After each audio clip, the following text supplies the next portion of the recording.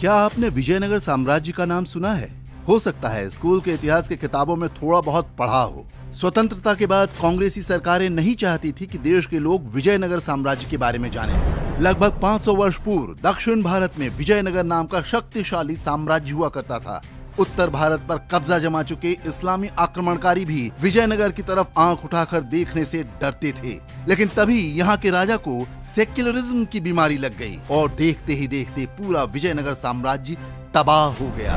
विजयनगर साम्राज्य की स्थापना का श्रेय हरिहर और बुक्का राय नाम के दो भाइयों को दिया जाता है। उन्होंने ही दक्षिण भारत से इस्लामी आक्रमणकारियों को खदेड़कर वर्ष 1336 में स्वतंत्र हिंदू राज्य की स्थापना की। हरिहर और बुक्का गौपालक यादव थे।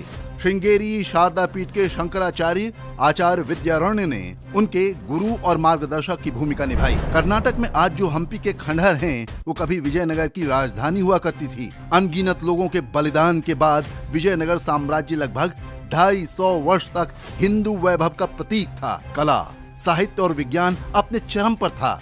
लेकिन बाद के राजाओं ने सेक्युलरिज्म की नीति अपनानी शुरू कर दी। मुसलमानों को सेना में भर्ती होने की छूट दी गई। उन्हें कसाई खाने खोलने की अनुमति भी दे दी गई। इसके साथ ही इस्लामी षड्यंत्रों और विश्वासघात का एक ऐसा क्रम शुरू हुआ जो अंत में विजयनगर साम्राज्य के पतन का कारण बना। वर्ष 1565 में पड़ोसी मुस्लिम राजाओं ने एकजुट होकर विजयनगर साम्राज्य के खिलाफ जिहाद का ऐलान कर दिया। उनकी संयुक्त सेनाओं और विजयनगर के बीच युद्ध हुआ, जिसे तालीकोटा युद्ध के नाम से जानते हैं। विजयनगर की सेना यह युद्ध लगभग जीत चुकी थी, लेकिन तभी उसके सेनापति जिलानी ने गद्दारी कर दी और जिहाद के नाम पर दुश्मनों से जा मिला।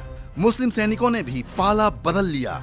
इसके बाद मुस्लिम आक्रमणकारियों ने हजारों हिंदुओं को बेरहमी से काट डाला।